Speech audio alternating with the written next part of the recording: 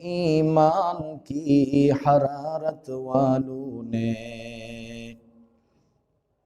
मस्जिद तो बना दी है, शब भर में ईमान की हरारत वालों ने मन अपना पुराना पापी बरसों में नमाजी बन न सका। मस्जिद मरसिया खां है कि नमाजी न रही, मस्जिद मरसिया खां है कि नमाजी न रही, यानी वो साहिब औसाफ हिजाजी न रही। रह गया रस्म अदा रूह बिलाली न रही, रह गया रस्म अदा रूह बिलाली न रही, फलसफा रह गया तलकीन गजाली न रही। अल्हम्दुलिल्लाह, अल्लाह जल्ला शानुहु एर दरबारे असंख्य अगणित शुक्रिया যে মহান আল্লাহ জাল্লা শানুহু আমাকে আপনাকে বাছাই করে পছন্দ করে জুমার এই পবিত্র দিনে তার ঘরে এসে দ্বীনি আলোচনায় শরীক হওয়ার মতো তৌফিক দান করেছেন। নবীজির ভাষায় পৃথিবীর সর্বশ্রেষ্ঠ জায়গা আল্লাহর ঘরে এসে একত্রিত হতে সুযোগ দিয়েছেন। দ্বীনি মজলিসে দ্বীনি কথা শোনার উদ্দেশ্যে নামাজের অপেক্ষায় থাকার তৌফিক দান করেছেন। এজন্য অন্তরের অন্তঃস্থল থেকে শুকরিয়া আদায় করি, আলহামদুলিল্লাহ।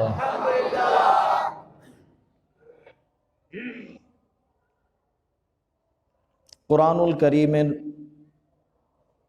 সূরা আলে ইমরান থেকে ছোট্ট দুখানা আয়াতে কারীমা তেলাওয়াত করেছি। আমিরুল মুমিনিন ফিল হাদিস সাইয়্যিদুনা হযরত আবু হুরায়রা রাদিয়াল্লাহু তাআলা আনহু এর সূত্রে মুসলিম শরীফে বর্ণিত একখানা হাদিস উল্লেখ করেছি। আয়াতে কারীমা ও হাদিসে পাকের বিষয়বস্তুকে সামনে রেখেই সংক্ষিপ্ত কিছু কথা আরজ করার ইচ্ছা করেছি। ওয়ামা তৌফিকি ইল্লা বিল্লাহ। আমাদের পূর্ব থেকে যে ধারাবাহিক আলোচনা চলছিল, ইনশাআল্লাহ আগামী সপ্তাহ থেকে আবার সেটা পর্যায়ক্রমে চলবে। মাঝখানে আজকে একটু বিষয় কিছু সংক্ষিপ্ত পরিসরে কিছু আলোচনা করার ইচ্ছা করেছি। প্যারে হাজিরিন, পৃথিবীতে মানুষ যদি কোথাও বসবাস করার ইচ্ছা করে তো বসবাস করার আগেই চিন্তা করে একজন মানুষ বসবাস করতে গেলে যে বিষয়গুলো মৌলিক, যেসব বিষয় না হলে সে বসবাস করা সম্ভব নয়, সবার আগে মানুষ ওই বিষয়গুলো নিয়েই ভাবে যে আমি যেহেতু এখানে বসবাস করতে যাচ্ছি তাহলে এই বিষয়গুলো আগেই ব্যবস্থা করতে হবে। মৌলিক বিষয়গুলো ব্যবস্থা না করে কেউ কোনোদিন কোথাও বসবাসের চিন্তা করে না। আল্লাহ জাল্লা শানুহু পৃথিবী এবং পৃথিবীতে যখন মানুষ পাঠানোর ইচ্ছা করেছেন, তিনি পৃথিবীটা তৈরি করবেন এবং পৃথিবীতে মানব জাতিকে বসবাস করার জন্য পাঠাবেন। এই মানব জাতির ইহকালীন পরকালীন কল্যাণ এবং মুক্তির জন্য সবচেয়ে প্রয়োজনীয় এবং গুরুত্বপূর্ণ যে বিষয়গুলো, যা না হলে মানুষ পৃথিবীতে এবং আখিরাতে সফল হতে পারবে না, পদে পদে সে আটকা থাকবে, পদে পদে সে বাধাগ্রস্ত হবে, তার দুনিয়া আখিরাতের কল্যাণ ব্যাহত হবে, আল্লাহ তাআলাও সেই বিষয়টা আগেই সিদ্ধান্ত করে তার ব্যবস্থা করেই তারপরে মানুষ পৃথিবীতে পাঠানোর চিন্তা করেছেন। মানুষকে এরপরই আল্লাহ তাআলা দুনিয়াতে পাঠিয়েছেন। সূরা আলে ইমরানের এই 96-97 নং আয়াতে আল্লাহ পাক সেদিকেই ইঙ্গিত করেছেন, ইন্না আউওয়ালা বাইতিন উযিআ লিন-নাস ইন্না আউওয়ালা বাইতিন উযিআ লিন-নাস লাল্লাযী বিবাক্কাতা মুবারাকান ওয়া হুদাল লিল আলামিন। পৃথিবীর সর্বপ্রথম ঘর যা মানুষের কল্যাণের জন্য রাখা হয়েছে, আল্লাহ পাক এখানে কথাটি মানুষের কল্যাণের কথা বলেছেন, বিশেষ কোনো জাতি বা শ্রেণীর কথা বলেননি যে শুধু মুসলমানের কল্যাণে এই ঘরটি রাখা হয়েছে, ঈমানদারদের কল্যাণে এই ঘরটি রাখা হয়েছে। এই ঘর শুধু ঈমানওয়ালাদের কল্যাণের জন্য তা বলেননি, মুসলমানদের কল্যাণের জন্য এটাও আল্লাহ নির্দিষ্ট করে বলেননি, বরং গোটা মানব জাতির সব মানুষের কল্যাণের জন্য এই ঘর পৃথিবীতে স্থাপন করা হয়েছে।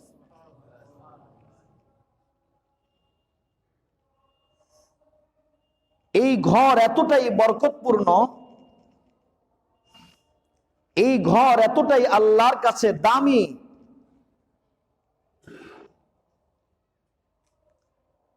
বিখ্যাত সাহাবী হযরত আব্দুল্লাহ ইবনে জুবাইর রাদিয়াল্লাহু তাআলা আনহুর বর্ণনা মতে তিনি বলেন, আল্লাহ পাকের এই ঘর মক্কা নগরীতে অবস্থিত হওয়ায় এই ঘরের বরকতে, এই ঘরের মর্যাদার কারণে আল্লাহ পাক এই ঘরের উসিলায় এই নগরীকে এমন হেফাজত করেছেন, এমন ভাবে এটাকে রক্ষা করেছেন, কোন অহংকারী, কোন প্রতাপশালী, কোন প্রভাবশালী কেউ এসে মক্কায় আক্রমণ করে মক্কাকে ধ্বংস করার চিন্তা করতে পারেনি। যারাও করেছে, ওয়াকাসাহুল্লাহ, আল্লাহ পাক তাকে ধ্বংস করে দিয়েছেন, সে আস্ত ফিরে যেতে পারেনি। তাদের ধ্বংসের জন্য কোনো বাহিনীরও প্রয়োজন হয় নাই, আল্লাহ পাক কুদরত দিয়েই তাদেরকে প্রতিহত করে দিয়েছেন, একমাত্র এই ঘর আর ঘরের মর্যাদার কারণে।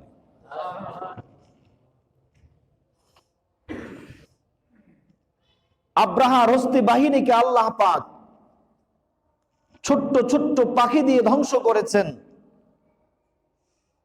তখন এই ঘরের পক্ষে কেউ দাঁড়ায়নি, এই ঘরের পক্ষে কথা বলার মতো কেউ ছিল না। যখন এই ঘরের পক্ষে কথা বলার কেউ ছিল না, তখন স্বয়ং আল্লাহ তার কুদরত দিয়ে, ক্ষুদ্র পাখির বাহিনী দিয়ে এই ঘরের পক্ষে দাঁড় করিয়ে দিলেন তাদেরকে, আর ওই দুশমনদেরকে একেবারে খতম করে কিয়ামত পর্যন্ত ইতিহাস তৈরি করে দিলেন যে আল্লাহ তাআলা চাইলে ক্ষুদ্র থেকে ক্ষুদ্র কোনো মাখলুক দ্বারা, ছোট্ট থেকে ছোট্ট কোনো পাখি দ্বারাও বিশাল শক্তিশালী অস্ত্রে সজ্জিত বাহিনীকেও আল্লাহ তাআলা ধ্বংস করে দিতে পারেন। কিয়ামত পর্যন্ত সেই নজির আল্লাহ তাআলা কায়েম করে দিয়েছে। তো আল্লাহ পাক এই ঘরটা পৃথিবীতে সবার আগে রাখলেন। কত আগে রাখলেন? হযরত আব্দুল্লাহ ইবনে আব্বাস রাদিয়াল্লাহু তাআলা আনহুর বর্ণনা, ওনার বিখ্যাত শাগির্দ মুজাহিদ রাহমাতুল্লাহি আলাইহি বলেছেন, খালাকাল্লাহু মাওজিআ হাযাল বাইতি ক্বাবলা আন ইয়াখলুকা শাইআম মিনাল আরদ বিআলফি সানাতিন ওয়া ইন্না কওয়াইদাহু লাফিল আরদিস সাবিআতিস সুফলা। হযরত আব্দুল্লাহ ইবনে আব্বাস রাদিয়াল্লাহু তাআলা আনহুমা থেকে মুজাহিদ রাহমাতুল্লাহি আলাইহি বর্ণনা করেছেন, আল্লাহ রাব্বুল আলামিন যখন গোটা পৃথিবীর কোন অংশই তৈরি করেন নাই, পৃথিবীর কোন অংশ যখন তৈরি হয় নাই, এই পুরা জায়গা এখন যেখানে পৃথিবী অবস্থিত, পুরা জায়গাটা পানি আর পানিতে ভরপুর ছিল। পুরা জায়গাটা শুধু খোলা পানি ছিল, আর কোনো কিছুই ছিল না। ওয়া কানা আরশুহু আলাল মা, আল্লাহ পাকের সিংহাসনটা পানির উপর ছিল, মানে পানি আর সিংহাসনের মাঝে। এখন যেমন পৃথিবীটা মাঝখানে আছে, এটা ছিল না, পুরা জায়গাটা খালি আর খালি ছিল। আল্লাহ পাক যখন পৃথিবী তৈরি করতে চাইলেন, পৃথিবীতে মানুষ পাঠানোর সিদ্ধান্ত যখন করলেন, আল্লাহ পাক শুধু 1 বছর 2 বছর আগে না, বরং 2000 বছর আগে আল্লাহ প্রথমে বাইতুল্লাহর জায়গাটা তৈরি করেছেন। কত বছর আগে? 2000 বছর আগে বাইতুল্লাহর জায়গা তৈরি করলেন। এখনো পৃথিবীর কোনো কিছুই তৈরি হয় নাই, আল্লাহ পাক প্রথমে ওই বাইতুল্লাহর ওই জায়গাটা বানাইলেন।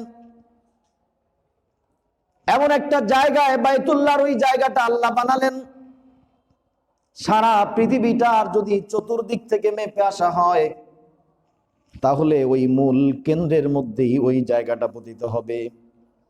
আল্লাহ পাক একেবারেই সারা পৃথিবীর মধ্যস্থানে, মধ্য জায়গাতে বাইতুল্লাহর জায়গাটাকে তৈরি করেছে। একদম মাঝখানে একটা বৃত্ত যদি কেউ আঁকায়,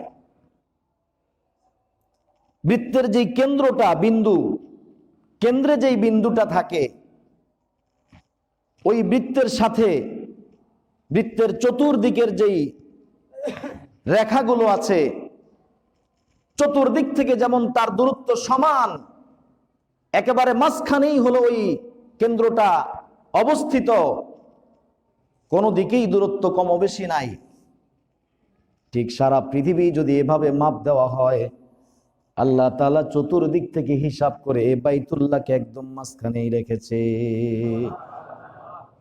এটা প্রমাণ বহন করে আল্লাহ পাক গোটা মানব জাতির কল্যাণের জন্য, হেদায়েতের জন্য এটাকে কেন্দ্র বানিয়েছেন।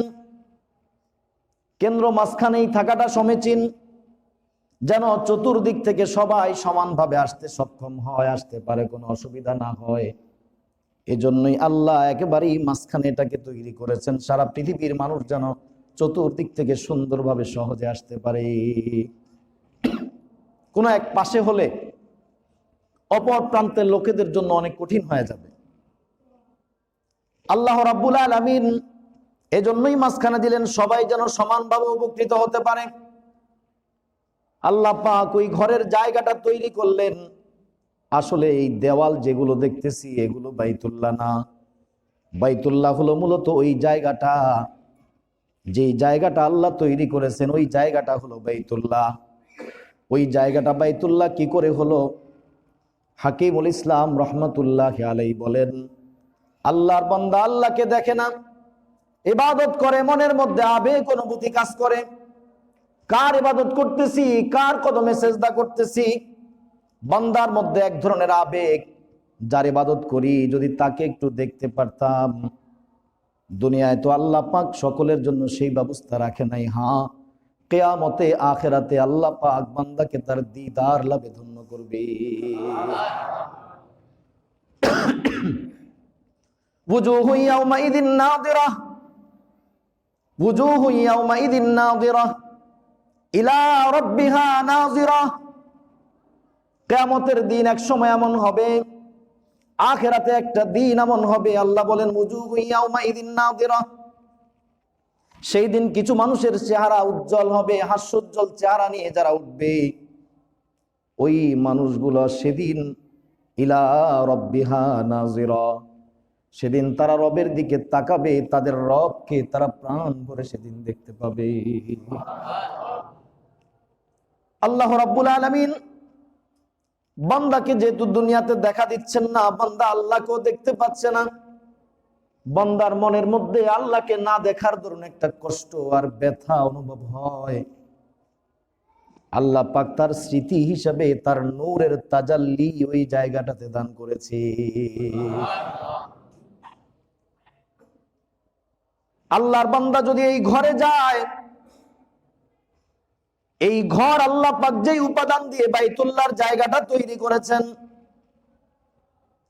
ওই উপাদান দিয়ে গোটা পৃথিবী আস্তে আস্তে বানানো হয়েছে। আর ওই উপাদান দিয়ে মানুষকেও আল্লাহ পাক তৈরি করেছেন। তাহলে বাইতুল্লাহ যেই উপাদান দিয়ে তৈরি, পৃথিবীটাও সেই উপাদান দিয়ে তৈরি। পৃথিবী যেই উপাদান উপকরণে তৈরি, গোটা মানব জাতিকে আল্লাহ একই উপাদান দিয়ে তৈরি করেছেন। বলা যায় বাইতুল্লাহর উপাদান মানুষের উপাদান একই উপাদান। এক উপাদানে আল্লাহ সবাইকে তৈরি করেছে। বাইতুল্লাহ যেমন পৃথিবীর মাঝখানে ওয়াসতুল আলাম, পৃথিবীর মধ্য জায়গায় অবস্থিত, এটা আসতুল আলাম, পৃথিবীর মূল। যেহেতু ওই একই ধাতু দিয়ে আল্লাহ পাক পৃথিবীটা তৈরি করেছেন, এটা আসলুল ইনসান, মানুষেরও মূল। কারণ ওই একই ধাতু দিয়ে আল্লাহ মানুষকেও তৈরি করেছেন। ওই একই উপাদানে আল্লাহ মানুষকে তৈরি করেছেন। এটা আসলুল ইনসান, মানুষের মূল, মানুষের আসল এটা। এই উপাদানই মানুষ তৈরি। এটাই হলো লুকায়িত রহস্য। আল্লাহর ঘরে বান্দা আসলে তার দিলের মধ্যে শান্তি কেন অনুভব হয়? কারণ হলো মানুষ যখন তার স্বজনের কাছে যায়, তার আত্মীয়ের কাছে যায়, তার বাবার কাছে যায়, মার কাছে যায়, মনে একটু প্রশান্তি লাগে। যত কষ্টই থাকুক না কেন, হাজার পেরেশানির মধ্যেও সে স্বজনের কাছে গেলে কিছুটা স্বস্তি লাভ করে। কি বলেন, করে কিনা? তার দিলের মধ্যে এক ধরনের স্বস্তি, আরাম অনুভব হয়। তার কাছে কিছুটা হলো ভালো লাগে। অনেক কষ্টের মধ্যে মায়ের সামনে গেলে তার কাছে কিছুটা হলো আরাম লাগে। কি বলেন, লাগে না? খুব অসুস্থ, খুব অসুস্থ, এর মধ্যেও যখন বাবাকে দেখে, মাকে দেখে, তখন একটু ভালো লাগে। তা আসল এই মায়ের গর্ভ থেকে সে দুনিয়াতে এসেছে, এই বাবার ঔরস থেকে সে দুনিয়াতে এসেছে। সে মাতা পিতার দেহের অংশ, তার রক্ত গোশতের সাথে মাতা পিতার দেহের অংশ জড়িত আছে। যেহেতু তার অংশ, এজন্য তার কাছে একটা তৃপ্তি অনুভব হয়। তাদের কাছে গেলে মন জুড়ায়, ভালো লাগে। কারো কপাল যদি পড়ে যায় তাহলে কিছু করার নাই, কিন্তু বাস্তবতা তাই। এরা মানুষের এক শান্তির জায়গা। মানুষের মনের শান্তির জন্য এদের কাছে গেলে কার্যকরী কিছু পাওয়া যায়, বাস্তব কিছু পাওয়া যায়। তো এদের আসল, এরা মানুষের আসল হওয়াতে এদের কাছ থেকে মানুষ জন্ম নিয়েছে, তাই এদের কাছে গেলে শান্তি পাওয়া যায়, একটু ভালো লাগে। আল্লাহ রাব্বুল আলামিন এর জন্যই বাইতুল্লাহর উপাদান দিয়ে মানুষকে তৈরি করেছেন। আল্লাহর বান্দা বাইতুল্লাহ যাবে তো তার দিলের মধ্যে শান্তি অনুভব হবে। এজন্য বাইতুল্লাহ গেলে শান্তি লাগে। মসজিদে আসলে মানুষের শান্তি লাগে, কারণ হলো এটা জন্মগতভাবে, সৃষ্টিগতভাবেই আল্লাহ তাআলা এর সঙ্গে এক সম্পর্ক করে দিয়েছেন। যদিও আমরা ভুলে গেছি, মসজিদের সাথে সম্পর্ক নষ্ট হয়ে গেছে, আমাদের আল্লাহর সাথে আমাদের সম্পর্ক নষ্ট হয়ে গেছে। এই জন্য আমরা এগুলো বুঝি না, অনুভব করি না। বাস্তবে এখানে আসলে শান্তি পাওয়ার কথা ছিল।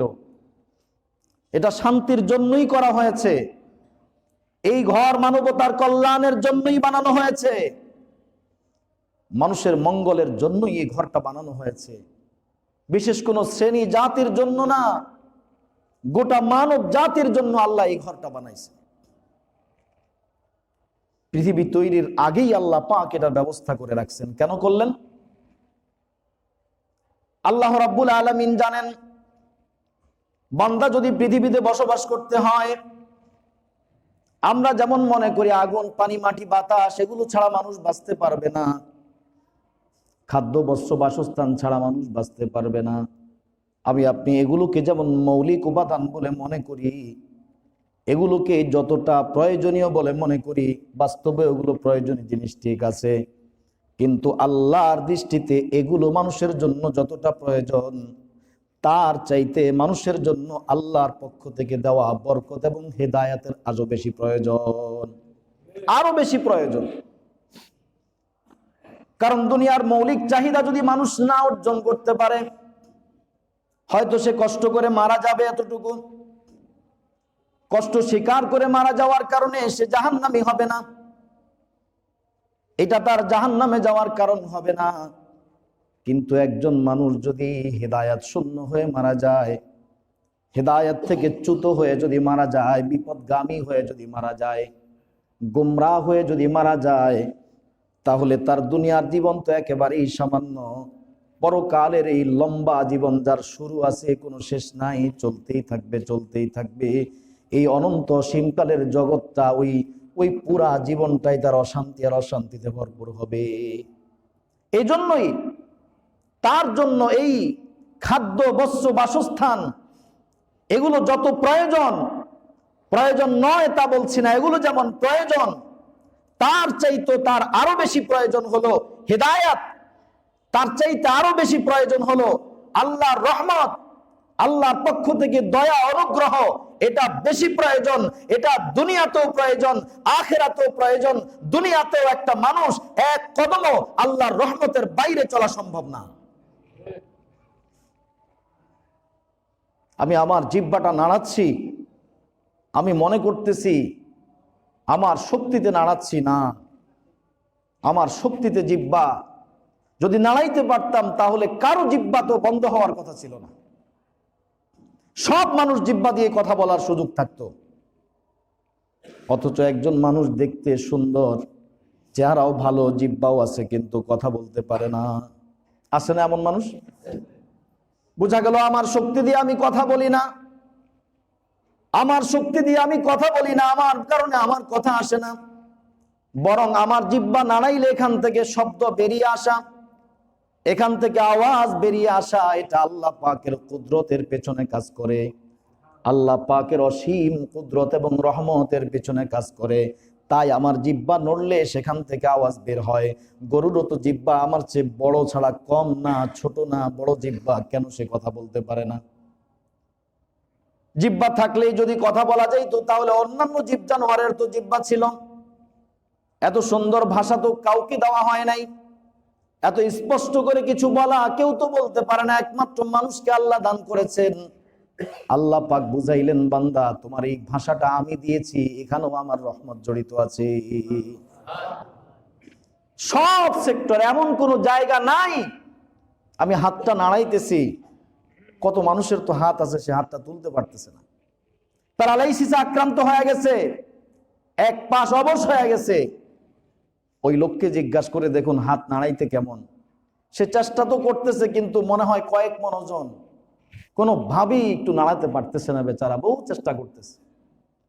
তাহলে আমি যে উঠাতে পারতেছি, এটা কি আসলে আমি পারতেছি নাকি আল্লাহর কুদরত, আল্লাহ পাকের রহমত আমার সহযোগী, আমাকে সহযোগিতা করতেছে, ফেরেশতা দিয়ে আমাকে সহযোগিতা করা হচ্ছে, এই জন্যই আমার হাতটা উপরে উঠতেছে। আল্লাহ পাক যদি এই মুহূর্তে তার রহমত এবং ফেরেশতা প্রত্যাহার করে নেন, তাহলে আমার হাত জিহ্বা পর্যন্ত উঠবে না, মুখ পর্যন্ত উঠবে না, আমার হাত আমি যেমন ইচ্ছা তেমন নাড়াতে পারবো না।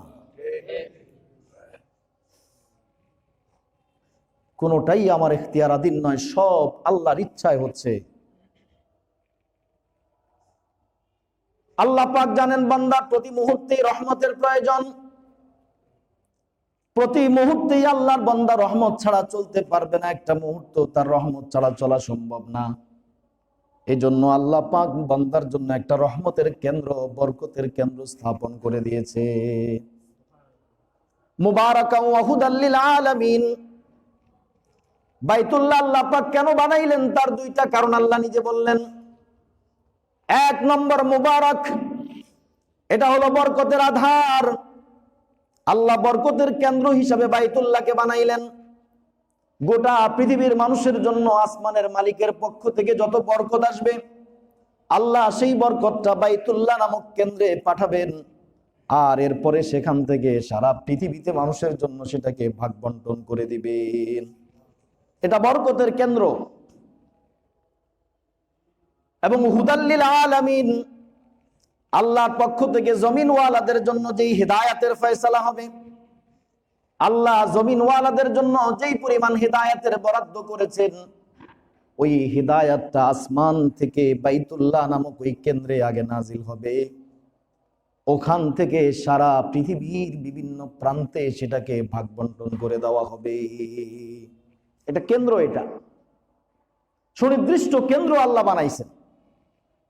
ওখান থেকে বরকত ভাগ হবে, ওখান থেকে হেদায়াত ভাগ হবে। এখন বলবেন আমি তো প্রতি মুহূর্তে বাইতুল্লাহ যাওয়া সম্ভব না, ওই কাবা শরীফে পৌঁছা তো সম্ভব না। আল্লাহ পাকও সেটা জানেন, পৃথিবীর সব অঞ্চল থেকে সব সময় মানুষেরা বাইতুল্লাহ আসতে পারবে না, চাইলেই বাইতুল্লাহ আসা সম্ভব হবে না। কিন্তু বান্দা তো রহমত এবং বরকত ছাড়া চলতেও পারবে না। কি করা যায়? বরকত তার অবশ্যই লাগবে, রহমত অবশ্যই লাগবে, হেদায়াত লাগবে। সে তো সেই রহমত বরকতের কেন্দ্র থেকে হাজার হাজার মাইল দূরে অবস্থিত। সে এই ঘরের রহমত বরকত হেদায়াত কি করে লাভ করবে? আমি যতটা চিন্তা না করেছি তার চাইতে বেশি আমার আপনার রব বিষয়টা চিন্তা করেছি। আল্লাহ সহজ করে দিলেন। ওই বাইতুল্লাহ কেন্দ্রের কতগুলো শাখা আল্লাহ তৈরি করলেন। সারা পৃথিবীর মধ্যে এমন কোনো জায়গা নাই যেখানে মসজিদ নাই। আল্লাহ তাআলা যেখানে আল্লাহর বান্দার বসতি স্থাপনের ব্যবস্থা করেছেন, সেখানেও আল্লাহ তাআলা মসজিদের ব্যবস্থা করে দিয়েছেন। সেখানেও মসজিদ আছে, সব জায়গাতে মসজিদ আছে। আল্লাহ পাক ব্যবস্থা করে দিয়েছেন। বান্দার এখন রহমতের প্রয়োজন, তো এই মসজিদের সঙ্গে যোগাযোগ করলে বাইতুল্লাহর রহমত সে পাবে, বাইতুল্লাহর দেওয়া হেদায়াত সে এখানে পেয়ে যাবে। কেন্দ্রে যা দেওয়া হয় অঞ্চলগুলোতে তার শাখা প্রশাখার মধ্যে তো তাই বিতরণ করা হয়। কাজেই কেউ যদি বাইতুল্লাহ যেতে নাও পারে সারা জীবন অসুবিধা নাই, সে রহমত থেকে, হেদায়াত থেকে, বরকত থেকে বঞ্চিত হবে না। কারণ তার এলাকায় তার হাতের নাগালে একটা কেন্দ্র শাখা দেওয়া আছে। ওই শাখাতে যোগাযোগ করলে কেন্দ্রের দেওয়া হেদায়াত, রহমত, বরকত সবগুলোই পাওয়া যাবে, সব এখানে পাওয়া যাবে। এই জন্যই মসজিদে ঢুকার সময় নবীজি দোয়া শিখাইছেন। যখন তোমাদের কেউ মসজিদে ঢুকে, মুসলিম শরীফের রওয়ায়াত, নবীজি বলেন যখন কেউ মসজিদে ঢুকে ফালিয়াকুল আল্লাহুম্মা ইফতাহ লি আবওয়াব রাহমাতিক। নবীজি বলেন কেউ যদি মসজিদে যাওয়ার ইচ্ছা করে তাহলে ঢুকার সময় দোয়া পড়বে, আল্লাহুম্মা ইফতাহ লি, আয় আল্লাহ আপনি আমার জন্য খুলে দিন আবওয়াব রাহমাতিক, আপনার রহমতের সব দরজাগুলো, আপনার রহমতের যত দরজা আছে সব খুলে দিন, যত দরজা আছে। তো মসজিদে ঢুকার সময় এই দোয়া, কারণটা কি? মসজিদে ঢুকার সময় এই দোয়ার তাৎপর্যটা কি? অন্য কোথাও ঢুকতে তো এমন দোয়া নাই। এই মসজিদে ঢুকার সময় রহমতের দোয়া, এর তাৎপর্য হলো যে এই ঘরের সাথে আল্লাহর রহমতের এক বিশেষ সম্পর্ক আছে। এখান থেকে রহমত পাওয়া যায়। নবীজির এই কথা থেকে বোঝা যায় এখানে রহমতের সম্পর্ক আছে। এই ঘরে আসলে রহমত পাওয়া যায়, বরকত পাওয়া যায়। তাই তো ঘরে ঢুকতেই রহমত চেয়ে নেওয়া হচ্ছে। আল্লাহুম্মা ইফতাহ লি আবওয়াব রাহমাতিক, আয় আল্লাহ আপনি আপনার রহমতের দরজাগুলো আমার জন্য খুলে দিন। কারণ আল্লাহ পাক জানেন বান্দার জীবনের কোনো এমন একটা দিক নাই যেখানে তার রহমতের প্রয়োজন নাই। কি বলেন, এমন কোন দিক আছে নাকি যেখানে রহমত ছাড়া করা যায়? আছে এমন কোন দিক?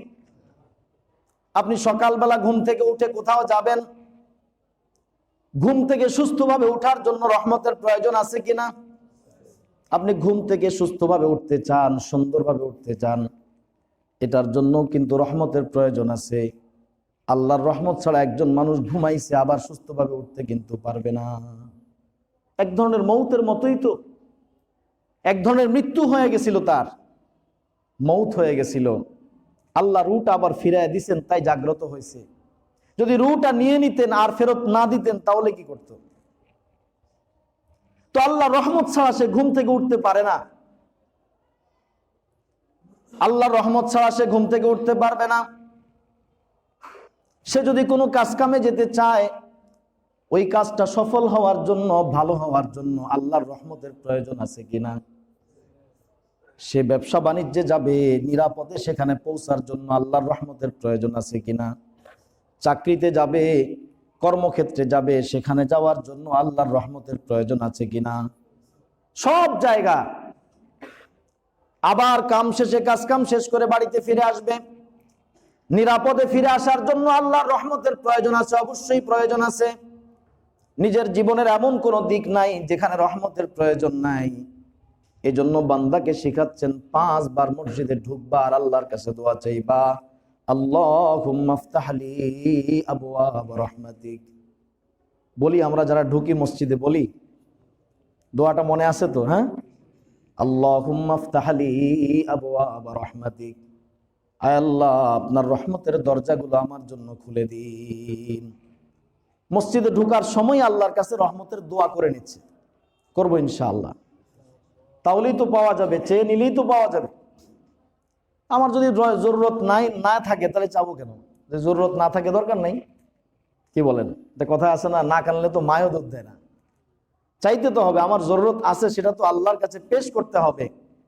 আল্লাহ তো দিবেন, কিন্তু আমার তো অভাব, আমার চাহিদাটাও তো পূরণ পেশ করতে হবে আল্লাহর কাছে। আল্লাহ আমার প্রয়োজন, আল্লাহ এটা পছন্দ করেন। বান্দা আল্লাহর কাছে নত হওয়া, আল্লাহর কাছে বারবার চাওয়া, এটা আল্লাহ পছন্দ করেন। এটা আর কেউ পছন্দ করে না। বেশি চাইলে মানুষ বিরক্ত হয়, এটাই স্বাভাবিক। বেশি চাইলে মানুষ বিরক্ত হয়, যত ঘনিষ্ঠ ব্যক্তি হোক না কেন। বাবার কাছেও কি সবসময় চাইলে খুশি হয়? কি কোন? বাবার কাছে সবসময় বেশি চাইলে খুশি হবে? এক সময় তো তিনিও বিরক্ত হন, বারবার শুধু চাইতে থাকে, এক সময় ধমক দিয়ে বসবেন। কিন্তু আমার আপনার মালিকের ধর্মটা সম্পূর্ণ আলাদা। ক্বালা রাসূলুল্লাহ সাল্লাল্লাহু আলাইহি ওয়াসাল্লাম, মান লাম ইয়াসআলিল্লাহ ইয়াগদাব আলাইহি। যে আল্লাহর কাছে চায় না, নবীজি বলেন আল্লাহ পাক তার উপর অসন্তুষ্ট হন। না চাইলে বরং আল্লাহ অসন্তুষ্ট হয়। যে বান্দা আল্লাহর কাছে যত বেশি চায় আল্লাহ তার উপর তত বেশি সন্তুষ্ট হন। সম্পূর্ণ উল্টা না? দুনিয়ায় কারো কাছে চাইতে হলে কিছু নীতিমালা আছে, যে কোনো কিছু চাওয়া যাবে না। চেয়ারম্যান সাহেবের কাছে আবেদন করলে যে কোনো কিছু চাইলে দিবে নাকি? বলবে পাগল, তুমি কিছু বুঝো না, বরাদ্দ কি আসছে সেইটা চাও, যেটা বরাদ্দ আছে ওইটা চাও। আপনার জুতা ছিঁড়ে গেছে, যায় চান তো, জুতা দিবে কিন্তু গালে লাগাই দিব, পায় না। আরে পাগল, বোঝে না। আমার বরাদ্দ কি আছে সেটা না চায় সে জুতা চাইতে আসছে, তার জামা নাই এটা চাইতে আসছে। এটা পাগল নাকি? আমি কি জামা দেই নাকি মানুষকে? বলবে কিনা ভাই? নীতিমালা আছে, সব চাওয়া যাবে না, যে কোনটা চাইলে দিবে না। যখন যেটা বরাদ্দ আসে ওইটা চাইতে হবে। তো সেটাও আবার চিন্তা ভাবনা করে আপনি পাইতে পারেন, নাও পাইতে পারেন। কি বলেন? প্রার্থী যদি অনেক বেশি হয় তাহলে নাও পাওয়া যেতে পারে, সম্ভাবনা নাই, লোক বেশি হয়ে গেছে। কিন্তু আল্লাহর দরবারে চাওয়ার এমন কোনো নীতিমালা নাই। হ্যাঁ, নবীজি একটা নীতিমালা শিখাইছেন। নবীজি বলেন, যদি তোমার জুতার ফিতাটাও ছিঁড়ে যায়, জুতার ফিতাটাও যদি ছিঁড়ে যায়, নবী বলেন তুমি সেটা আল্লাহর কাছে প্রার্থনা করো। জুতার ফিতাটাও আল্লাহর কাছে চাওয়া যায়। নবীজি বুঝাইলেন আল্লাহর কাছে চাওয়ার জন্য একেবারে সাধারণ থেকে সাধারণ বিষয়, একেবারে নগণ্য থেকে নগণ্য বিষয়, তুচ্ছ থেকে তুচ্ছ বিষয়টাও আল্লাহর কাছে চাওয়া যায়, যা পৃথিবীর অন্য কারো কাছে চাওয়া যায় না। চাইলে নারাজ হবে, অসন্তুষ্ট হবে। আল্লাহর কাছে যতবার তুমি চাও ততই আল্লাহ খুশি হয় যে বান্দা আমার দিকে আসছে, আল্লাহ খুশি হন। আর যত ছোট্ট থেকে ছোট্ট বিষয় হোক না কেন, সেটা আল্লাহর কাছে চাইতে হবে। হাদিস শরীফের মধ্যে আসছে, নবীজি হযরত আব্দুল্লাহ ইবনে আব্বাস রাদিয়াল্লাহু তাআলা আনহুমাকে শিখাইতেছেন, ছোট বাচ্চাকে শিখাইতেছেন, ইয়া গোলাম, আমি তোমাকে কতগুলো কালিমা কথা শিক্ষা দিব, এগুলো তুমি মনে রাখবে। হযরত আব্দুল্লাহ ইবনে আব্বাস ছোট্ট বয়সের, অল্প বয়সের, ওনাকে নবীজি কিছু বিষয় শিখাচ্ছেন, আর আগেই বলে দিচ্ছেন, ওয়াল্লিমুকা কালিমাতিন, আমি তোমাকে কতটা কথা শিখাবো, কয়েকটা কথা, এগুলো খুব ভালো করে মনে রাখবে। সেই কথাগুলো দেখেন তো আমাদের কাজে লাগে কিনা। যদি কাজে লাগে আমরাও কাজে লাগাবো ইনশাআল্লাহ, কি বলেন?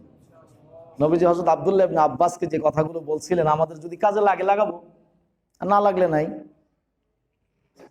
নবীজি বলেন ইহফাজিল্লাহ ইয়াহফাজকা, এক নম্বর কথা, ও গোলাম আল্লাহকে স্মরণ রাখো, আল্লাহ তোমাকেও স্মরণ রাখবে।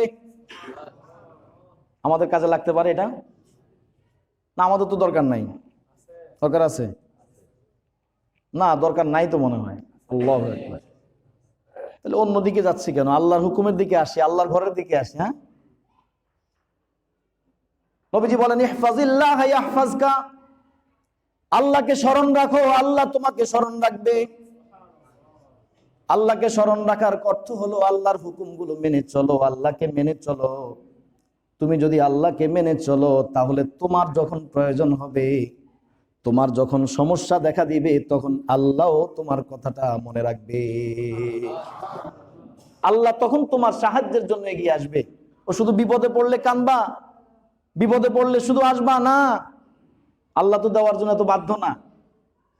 তুমিও তোমার সুখ স্বাচ্ছন্দ্যের সময় আল্লাহকে স্মরণ রাখো, সর্বদা আল্লাহকে স্মরণ রাখো। তোমার বিপদে বলা লাগবে না, আল্লাহ নিজেই সাহায্য নিয়ে হাজির হয়ে যাবে। ইব্রাহিম আলাইহিস সালাম যেমন করেছেন, উনি দোয়াও করেন নাই, কিন্তু আল্লাহর কুদরত তার পক্ষে সে কাজ করেছে। কেন দোয়া চাইবো? তিনি তো দেখতেছেন।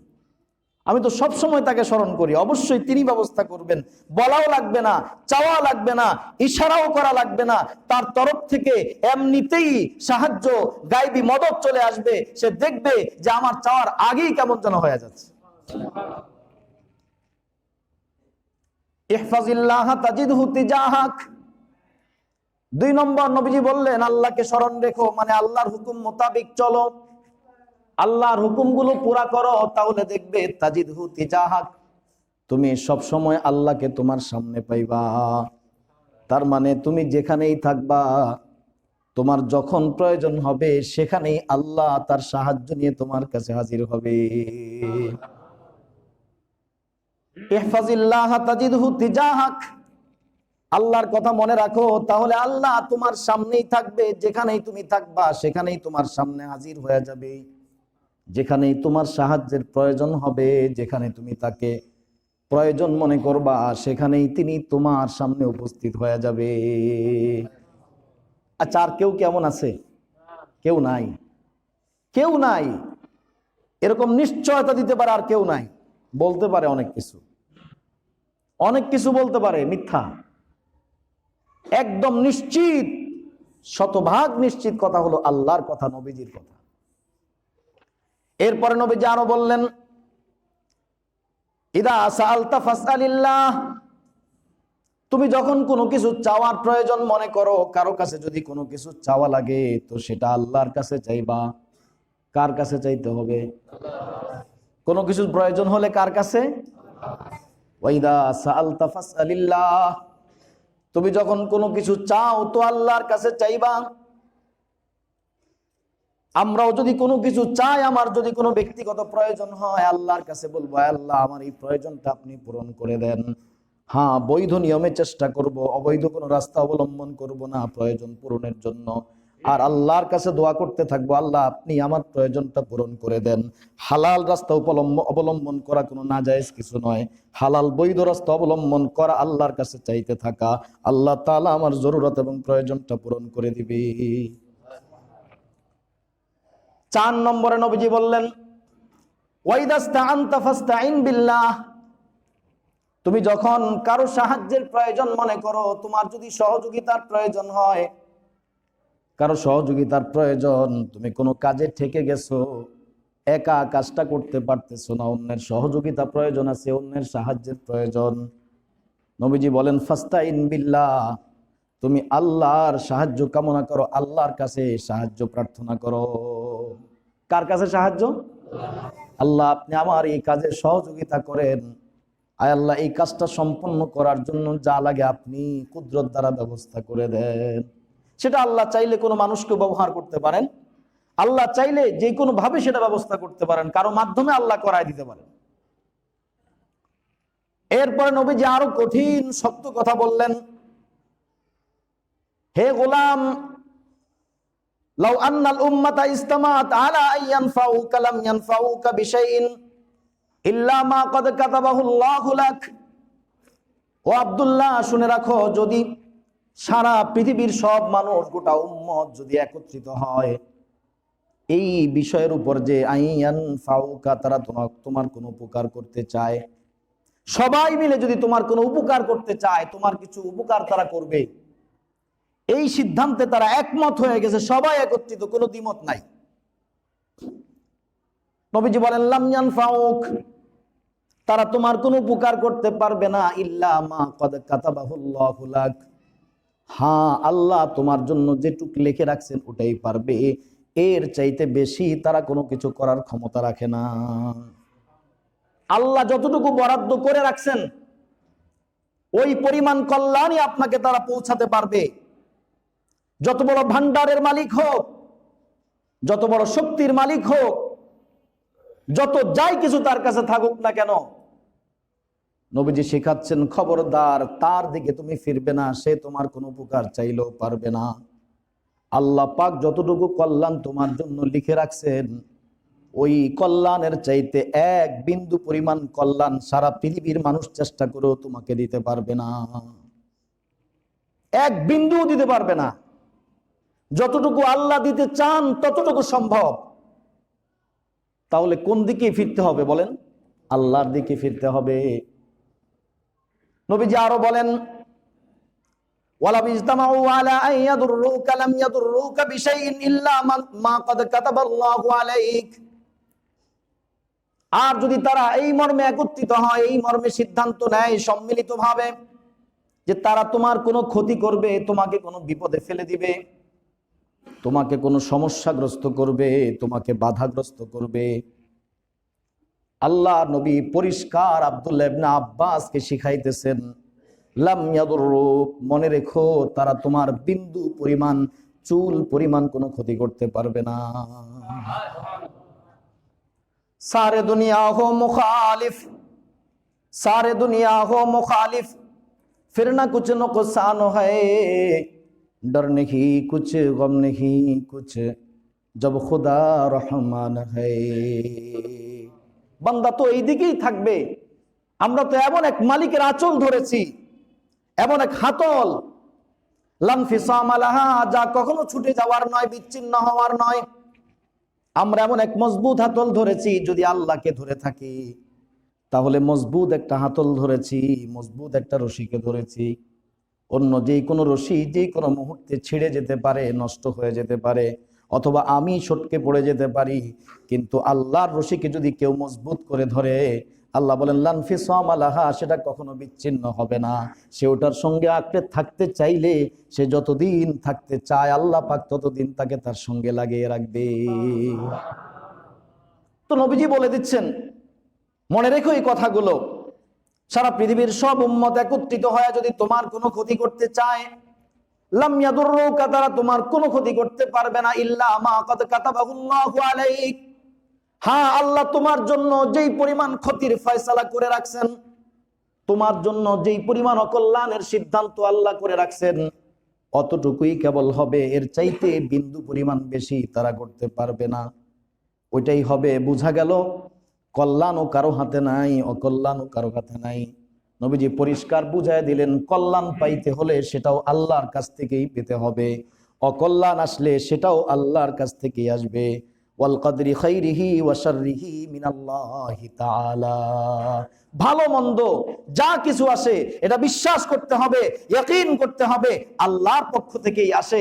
ভালোটাও আল্লাহই পাঠান, অকল্যাণ অমঙ্গল সেটা আল্লাহই পাঠান। কাজেই ভালো পাইতে হলে আবেদন তার কাছেই করতে হবে, অকল্যাণ থেকে বাঁচার জন্য চেষ্টা করলে তার কাছেই চেষ্টা করতে হবে, তার সাহায্যই চাইতে হবে। নবীজি এটাই শিখাইছেন। তো বলতেছিলাম এই ঘরে ঢুকার সময় জন্য বলছে আল্লাহর রহমতের দোয়া করে ঘরে ঢুকো। এই ঘর তো এক রহমতের ঘর, এটা তো বরকতের ঘর। এই ঘরে ঢুকো, একটু শান্তি লাগবে। যারা অশান্তিতে আছে, অশান্তি আর অশান্তি, একটু শান্তির ঘরের ঠিকানা দিচ্ছি। কোন জায়গায়? এই যে আল্লাহর ঘর, উপজেলা মসজিদ এটা আল্লাহর ঘর, সস্তাপুরের অন্য মসজিদ আল্লাহর ঘর, কুতুবাইলের যত মসজিদ আল্লাহর ঘর, যত জায়গায় যত মসজিদ আছে সব কি আল্লাহর ঘর। দূরে আছেন অসুবিধা নাই, বাংলাদেশে আল্লাহ সহজ করে দিচ্ছেন, আনাসে কানাসে অলি গলিতে মসজিদ আর মসজিদ। শহরে তো অভাবই নাই, বেশি দূরে মানুষ যাইতেও চায় না, সেজন্য আল্লাহ আরো সহজ করে দিচ্ছে। একেবারে অলিতে গলিতেই মসজিদ, গলির এই মাথায়ও মসজিদ, ওই মাথায়ও মসজিদ, মাঝখানেও মসজিদ। মসজিদের অভাব না। আপনি চিন্তা করে দেখেন তো কত মসজিদ। এখান থেকে যে সামনে একটু গেলেই তো একটা মসজিদ, ডান দিকে গেলেও বেশি দূরে না মসজিদ, পশ্চিম দিকে গেলেও মসজিদ, এদিক দিয়ে যাবেন মসজিদ, এদিকে সামনে একটু আগান মসজিদ, আর একটু আগাইলে মসজিদ, আর একটু আগাইলে মসজিদ, তারপরে মসজিদ। কোন দিকে মসজিদ নাই বলেন? এদিক দিয়ে বাইর হবেন এই মসজিদ, সামনে গেলে আবার মসজিদ, ডাইন পাশে আবার মসজিদ, আটটু গেলে সামনে আবার মসজিদ। কোনখানে নাই মসজিদ বলেন? আপনি চাষাড়া গেছেন, এখন দৌড়ে কি উপজেলা আসতে হবে? চাষাড়া চলে গেছেন, দরকার হয়ে গেছে, মনে চাচ্ছে একটু মসজিদে যায়, একটু 2 রাকাত নামাজ পড়ি, তো এই জন্য কি আপনার চাষাড়া থেকে উপজেলা আসতে হবে? সস্তাপুর আসা লাগবে না? চাষাড়াই তো মসজিদের অভাব নাই, কি বলেন? কোথাও থেকে আপনাকে আসতে হবে না, হাত্তাকে লঞ্চের মধ্যে নামাজের ব্যবস্থা আছে, কি বলেন? সব জায়গায় নামাজের ব্যবস্থা করে রাখছে, একটু ব্যবস্থা আছে সব জায়গায়, যেখানে বান্দা একান্তে বসে, মসজিদ না থাকলেও অন্তত নামাজের একটু সুযোগ করে দেওয়া আছে, যে এইখানে অন্তত বৈশা নামাজটা পড়া যাবে। এই ব্যবস্থা তো সব জায়গায় আছে। তো এইরকম ব্রাঞ্চ, রহমতের শাখা, বরকতের শাখা আনাসে কানাসে অলিতে গলিতে থাকার পরও আমরা রহমত পাচ্ছি না কেন? পর্যাপ্ত রহমতের শাখা দেওয়া আছে তো, আমরা পাচ্ছি না কেন? সমস্যাটা কোথায়? কি মালিকে দিচ্ছেন না, কি ব্রাঞ্চে টাকা নাই সেই জন্য? হ্যাঁ, যে বুথগুলো বসানো আছে, টাকা দেওয়া নাই, রহমত দেওয়া নাই? আছে তো, আপনি কার্ড নিয়ে যান, গেলেই তো পাবেন, টাকা তো দেওয়া আছে, রহমত তো আছে দেওয়া, বরকত তো পর্যাপ্ত পরিমাণ দেওয়া আছে। আমরা তো যাই না, আমরা তো আসি না। আমরা আসি কিনা বোঝা যাইতো যদি ফজরে যে কয়জন, জুমায় সেই কয়জন, জুমায় যেই কয়জন, ফজরেও সেই কয়জন, তাহলে বোঝা যাইতো যে না, আমরা রহমত চাই। কি বলেন? ফজরে তো মুসল্লি নাই, হ্যাঁ, এক কাতারও ভরে নাই, এক কাতারও তো ভরে নাই আজকে মনে হয়। হ্যাঁ এমনই তো, এক কাতার তো পুরা মনে হয় ভরে নাই, ওই মাথা তো পুরা খেয়াল করি নাই, এক কাতারও মনে হয় পুরা ভরে নাই। তো তখনই তো বোঝা যাইতো যে আমরা কতটা রহমত প্রত্যাশী। সব ওয়াক্তেই তো আমাদেরকে পাওয়া যেত। যেই দিন দেখা যাবে ফজর আর জুমার মুসল্লি সমান, সেই দিন বোঝা যাবে মুসলমান আল্লাহর রহমত চায়। মুসলমান সব একমত হয়েছে যে না, আমরা আল্লাহর রহমত চাই, আল্লাহর কাছ থেকে কিছু চাই। আর যখন এই পার্থক্য, দূরত্ব বাড়তে থাকবে, ফজরের মুসল্লি শুধু কমতে থাকবে, জুমা আর ঈদের মুসল্লি বাড়তে থাকবে, বোঝা গেল চাই তবে বছরে 2-1 বার, প্রতিদিন রহমত লাগবে না। বোঝা গেল প্রতিদিন রহমত। যারা মনে করেন যে সপ্তাহে একদিন একবার রহমত হলেই সারবে, তাহলে একদিন আসবেন। কেউ যদি মনে করেন যে আমার প্রতিদিন রহমতের দরকার, প্রতিদিন আসবেন। কেউ যদি মনে করেন আমার প্রতি মুহূর্তে রহমত দরকার, তাহলে তো 5 ওয়াক্ত কমাস কম আসতেই হবে, এটা তো ফরজ, এটা তো বাধ্যতামূলক। যদি মনে করেন যে দৈনন্দিন আমার রহমত দরকার, তাহলে দৈনন্দিন আসতে হবে। যদি মনে করেন সপ্তাহে একবার দরকার, তাহলে একদিনই আসবেন। যদি মনে করেন বছরে শুধু একবার হলেই চলবে, তাহলে একবারই আসবেন। যে যেভাবে মনে করেন ওইভাবেই আসবেন। চিন্তা করবেন বিষয়টা যে আসলে কি পরিমাণ রহমতের দরকার। আমার যা বলার তো বললাম, এখন আপনি নিজে চিন্তা করেন আসলে কি আমার প্রতিদিন রহমতের দরকার আছে কিনা, প্রতিদিন আল্লাহর পক্ষ থেকে বরকতের প্রয়োজন আছে কিনা। যদি থাকে তাহলে প্রতিদিন আসার চেষ্টা করবো ইনশাআল্লাহ। আল্লাহ তাআলা আমাদের সবাইকে তৌফিক দান করেন, আমিন।